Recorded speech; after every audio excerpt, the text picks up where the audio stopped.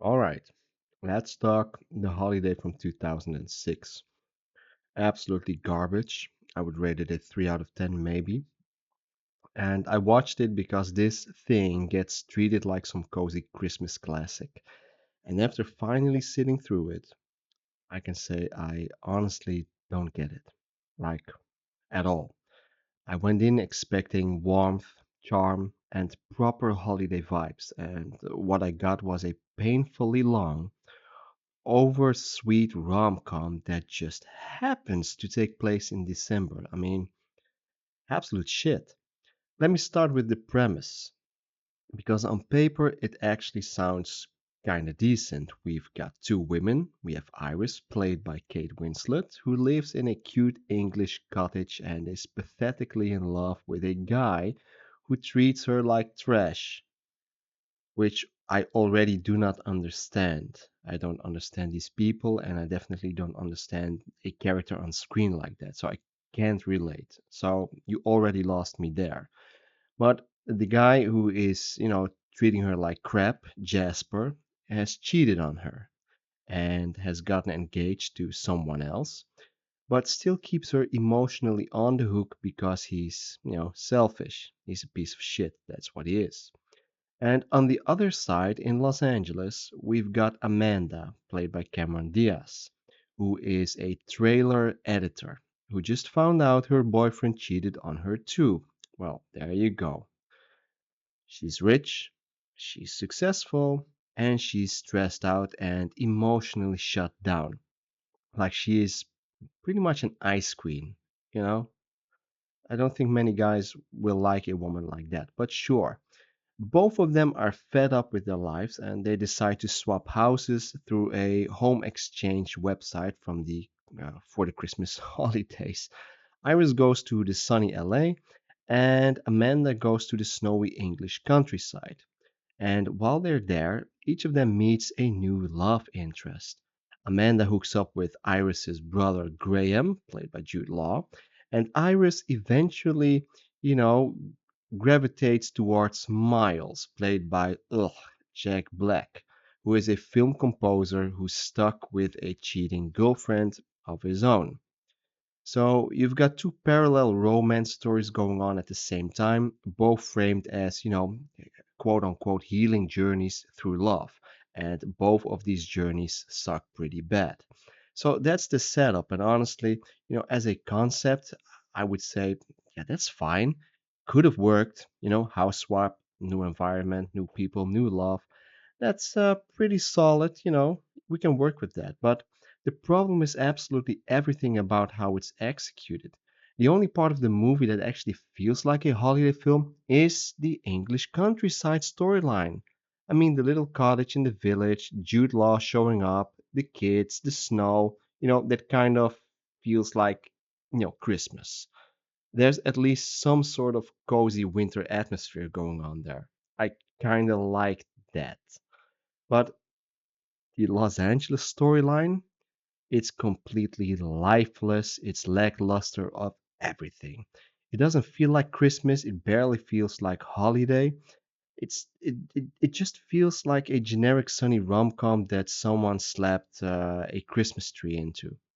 No snow, no cold, no actual holiday mood. I mean, if you muted the word Christmas, you'd never know this was supposed to be a festive movie.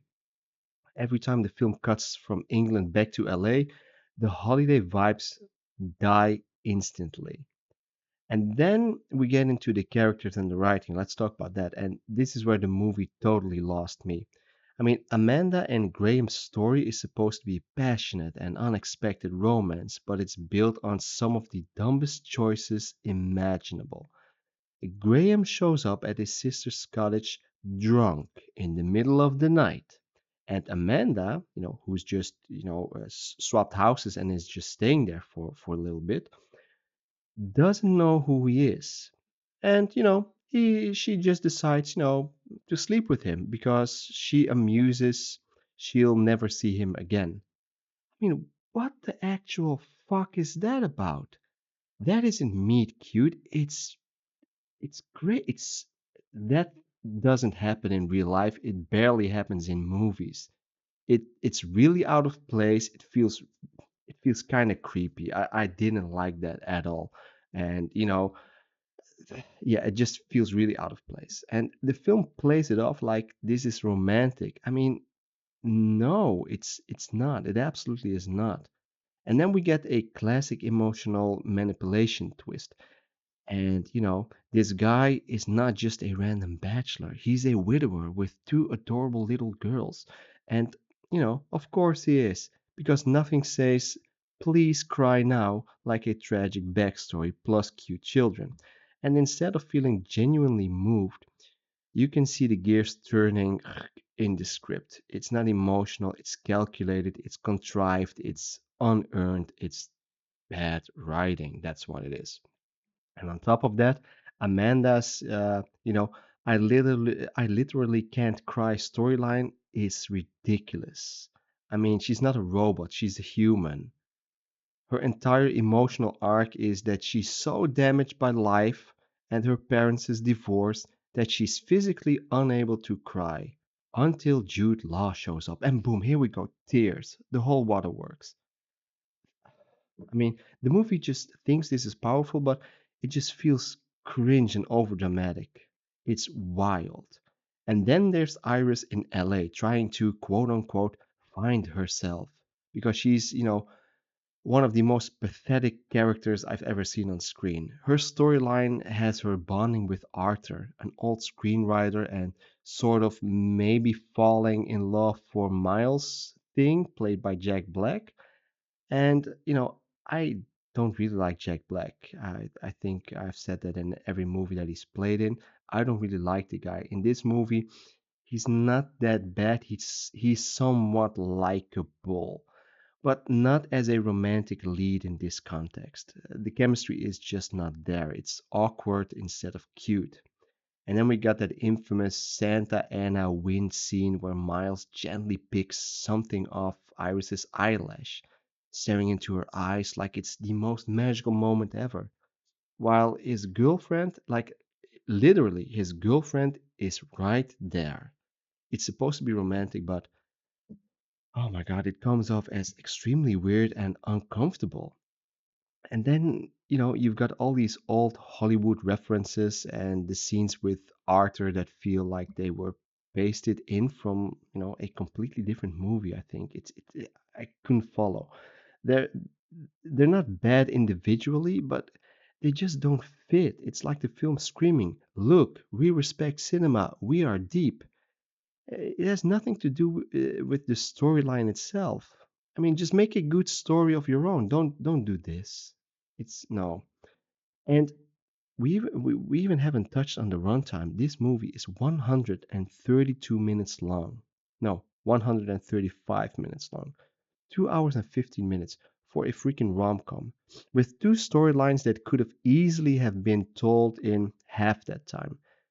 There are so many scenes that go on longer than they need to, so many conversations that add absolutely nothing.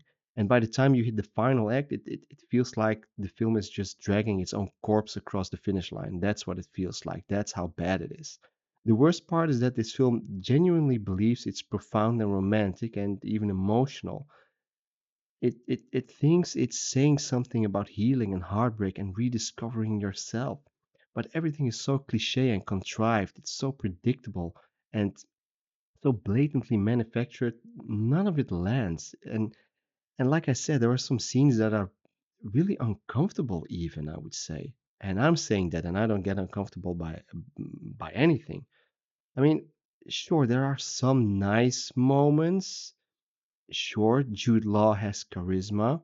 Yes, the English cottage is super cozy and it feels Christmassy, it feels holiday-ish. But that's like putting on a candle on top of a very large, very tasteless cake. You know, for something that gets labeled as, a Christmas staple, the holiday completely fails to deliver on what makes a great Christmas movie. You know, genuine warmth, authentic emotion, and a real festive atmosphere. It has a couple of decent ingredients buried, under a mountain of, sugary bloat. But That's about it. I mean, this movie, it's too long, it's too cheesy, it's not funny, not touching, it's barely Christmassy outside of half the scenes. No, I thought I was getting a cozy December movie, something to rewatch, every now and again. But I would never watch this movie again, and I would discourage anyone to watch this movie. It's really bad. So for me, a 3 out of 10. But what do I know about movies? That's just my take. Hope you enjoyed this review, and let me know what you think of the movie. And I'll talk to you next time. Bye bye.